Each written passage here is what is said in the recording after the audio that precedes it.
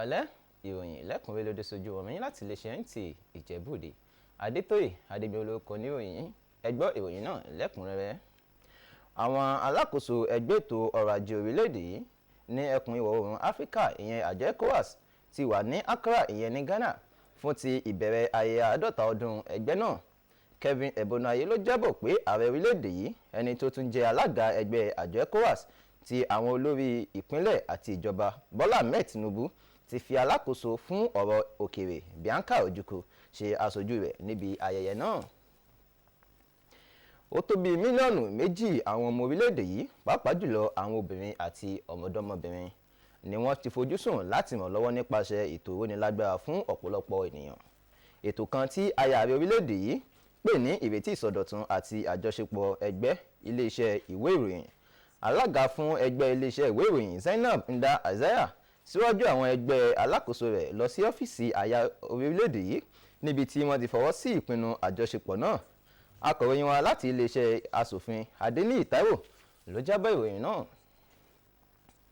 Àwọn ìjọ àgùdá ń ṣe ìrántí ọlọ́jọ́ 9 gẹ́gẹ́ bí àkókò ìbànújẹ́ lẹ́yìn ikú Pope Francis ní ìṣàkóso ìsìnkú rẹ̀ eléyìí tó máa wáyé lọ́sẹ̀ yìí. Akọ̀ròyìn wa Umeka Machukwu wo ìlànà ìṣe ayẹyẹ ìsìnkú náà.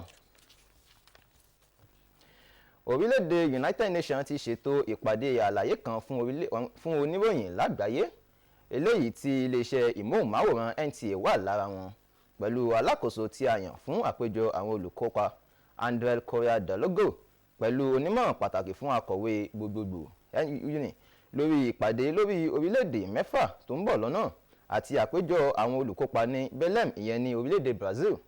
Charles Alpha ló jábọ̀ ìròyìn náà. Obìnrin àkọ́kọ́ gẹ́gẹ́ bí olùdarí ẹ̀ka alukoro iléeṣẹ́ ọmọ ogun orílẹ̀ ọ̀gágun Apollonia Anele ti bẹ̀rẹ̀ iṣẹ́ ní ọ́fíìsì rẹ̀ pẹ̀lú ìpinnu láti jẹ́ àwòkọ́ṣe rere fún ọmọ ológun àti láti tún rú agbára ààbò orílẹ̀-èdè yìí lọ́tùn. Ọ̀gágun Anele jẹ́ akẹ́kọ̀ọ́ jáde ìsíkẹ̀ẹ́dógún ní ilé ìwé gíga àwọn ológun. Ó di obìnrin àkọ́kọ́ tó ṣiṣẹ́ gẹ́gẹ́ bí olùdarí alukoro ọmọ ogun orílẹ̀ lẹ́yìn tó ti ṣiṣẹ́ gẹ́gẹ́ bí alukoro ní ọ́fíìsì olórí ọmọ ogun orílẹ̀. Síwájú yíyàn sípò rẹ̀ yìí ló ti ń ṣiṣẹ́ ní olú ìlú ẹ̀ka ààbò tó ń rí sí ẹ̀ka ìbáṣepọ̀ iléeṣẹ́ ológun àti àwọn aráàlú. Ọ̀gágun àgbà Onyema Nwachukwu ẹni tó ń ṣe olùdarí ẹ̀ka alukoro ọmọ ogun àtẹ̀yìnwá ni iṣẹ́ ti gbé lọ sí ẹ̀ka mìíràn ní iléeṣẹ́ ọmọ ogun.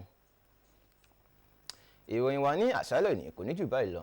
Adétóyè Adébíolóko níròyìn títí dọ̀la ó dàbọ̀.